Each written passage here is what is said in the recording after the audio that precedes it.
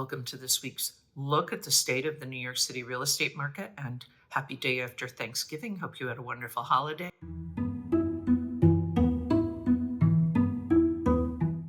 We're going to get started right away with the luxury market. There were 22 contracts signed last week. That is 15 fewer than the previous week, but still good. The number one contract was 15A at 20 East 76th Street. It was asking just under $26 million.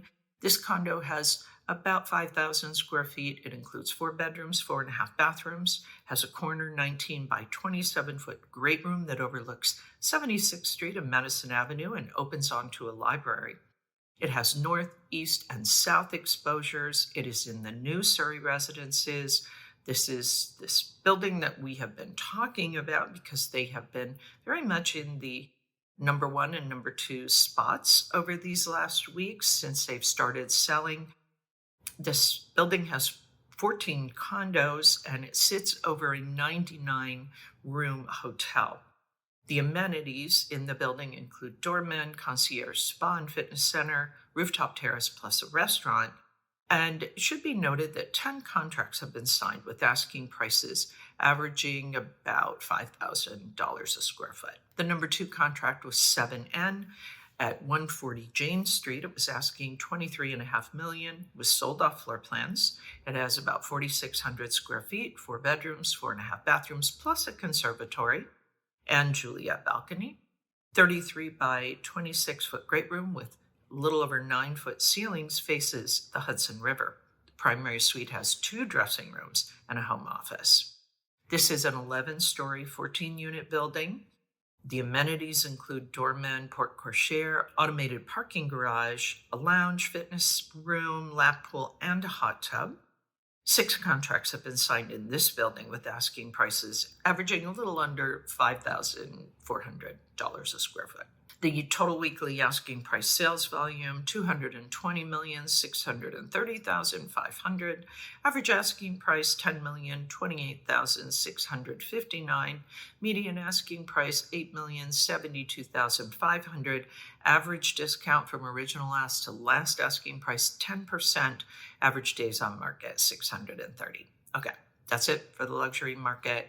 I'm going to move on now. Take a look at what is going on in Manhattan and Brooklyn. Any questions, post them below. At the end, of course, I'm going to be giving you some additional information and as well as my recommendations for how to be successful in this market.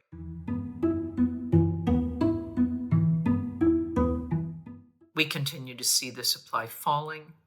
In Manhattan, 191 properties came on the market for the week. That's down almost 26%. Contracts signed, we saw a little pop there, up just under 5%, 227, and we saw the off-market properties at 158. That is up almost 4%. The supply overall for the month is down a little over 34% at 1,012. Contracts signed also fell a little bit, just under 5% at 915, and the off-market properties rose again for the month, 680. That is up a little over 26%.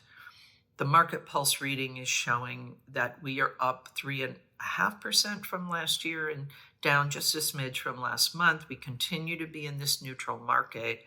And if we look at the 30-day moving window of contracts signed, 915, that is up almost 24% from last year, and it is up just a smidge, just under 1% from last month. Okay, so now we're going to move to Brooklyn. Any questions about Manhattan, post them below.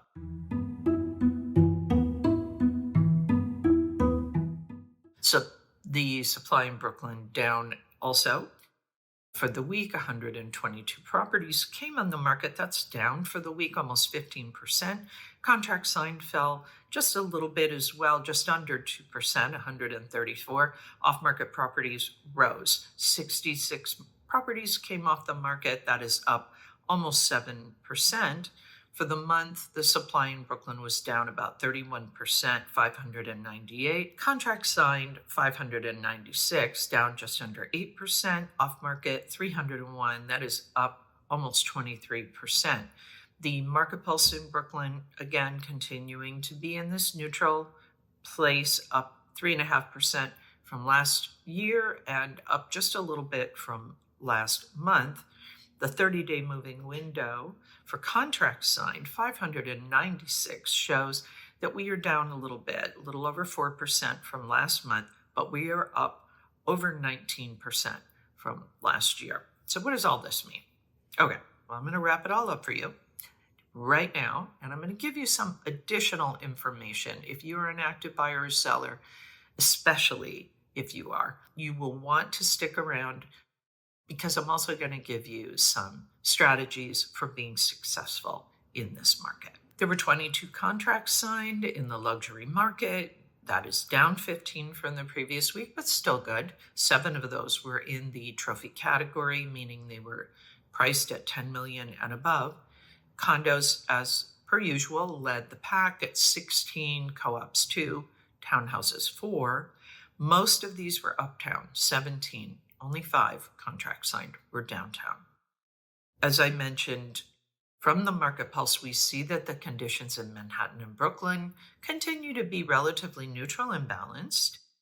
The supply continues to fall in both Manhattan and Brooklyn, down almost 26%. In Manhattan, down almost 15% in Brooklyn. The total number of properties available in Manhattan currently is about 6,481, and in Brooklyn, about 3,233. The off-market properties are rising, as we have seen in both Manhattan and Brooklyn for the week and for the month. Contract activity was down a bit in both Manhattan and Brooklyn, not terrible, but perhaps this could be the beginnings of the slowdown as we move, well, past Thanksgiving, but into the rest of the holidays. The liquidity pace chart is showing Manhattan at 915 for the 30 days, and for Brooklyn, 596. I want to share some additional information with you regarding the liquidity by price range. So we'll start with Manhattan. Looking at Manhattan in these sort of 3 main price ranges shows liquidity for all of these sectors up rather nicely for the year. But the high end, meaning over 4 million, this luxury market that we talk about, began ticking up much earlier, as I said, probably in the summer for that. And if we look at Brooklyn, do the same thing for Brooklyn. We see that overall those 3 sectors are up pretty nicely for the year, but in terms of the relationship to the 21-22 peak of our market in the last few years, the high end in Brooklyn starts at 2 million, so only the high end, meaning 2 million and above, has come close. So overall, in terms of the liquidity, we see that the demand is up across the board for Manhattan compared to last year. And the high end began its recovery earlier. In Brooklyn, again, demand is up across the board as compared to last year, but comparing it with the peak, this 21-22 peak, only the top end, the 2 million and above, is close to its highs. So what does this mean? Let's look at this now. If you are a seller, we are definitely seeing steady signs of recovery, but the listing conditions do remain somewhat challenging. And again, you can see it. It kind of depends on which sector you fall into in the market. There are a lot of variables, right? Pricing, condition, location, and property type, condo versus co-op versus townhouse. So do be mindful of your position and how the market has been treating properties in your position. So if you are in a, let's say, a more challenging part of this market, be extra sure that your asking price is in alignment with your competition, if not better. The contract activity has been up. But we could see some quieter weeks through the end of this year before we kind of turn the corner and go into the spring market. Buyers, as you can see, the supply is dropping. This is likely the peak of supply for the year until the new supply comes on in the spring. And so, as I said last week, your opportunity may be during this upcoming off season, particularly with those properties that have been on the market for a while, let's say over 170 days. Those properties will probably have a little more negotiability. Okay, that is it for this week's look at the state of the New York City real estate market. We are getting closer to the end of the year, and a lot of people are asking me what we're seeing coming for the spring. And of course, it is hard to know because it's hard to forecast out that far.